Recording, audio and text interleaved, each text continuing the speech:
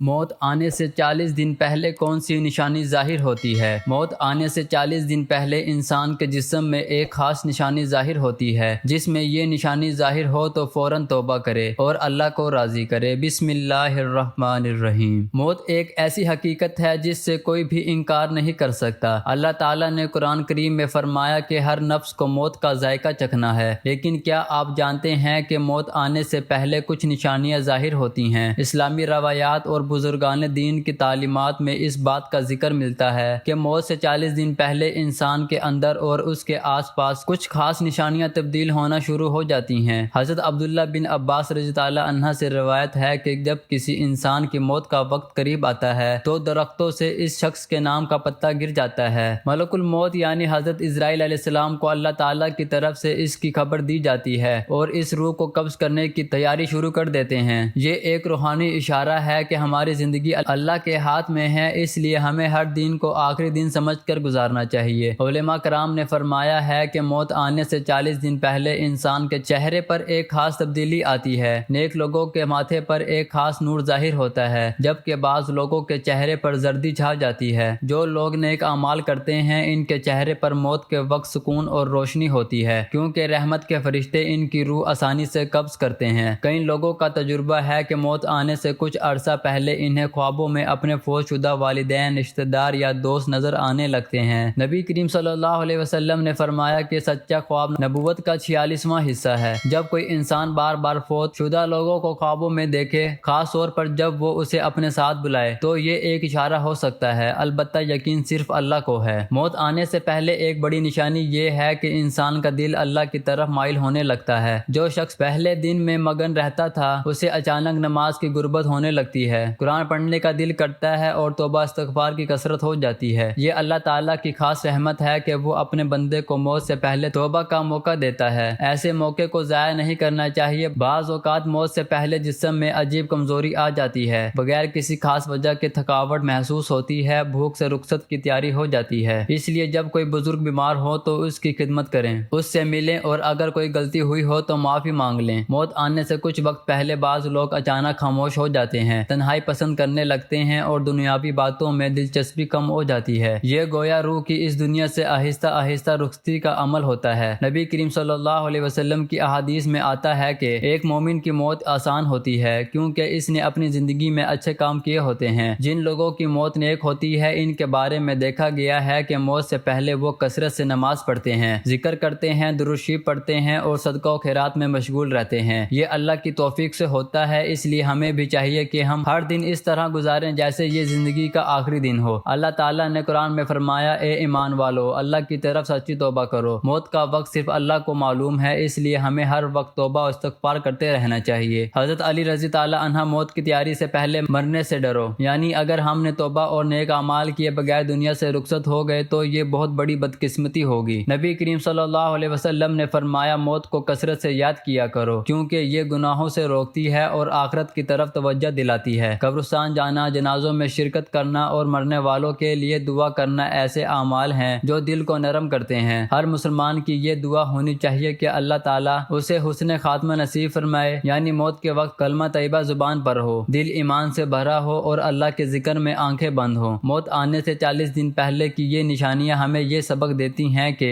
ہم اپنی زندگی ضائع نہ کریں، رب کی طرف رجوع کریں، گناہوں سے بچیں اور نیک اعمال کریں۔ اللہ تعالیٰ ہم سب کو ہدایت اور حسن خاتمہ عطا فرمائے، آمین۔ ناظرین، کمنٹ باکس میں اللہ تعالیٰ کے 99 ناموں میں سے ایک نام ضرور ٹائپ کریں۔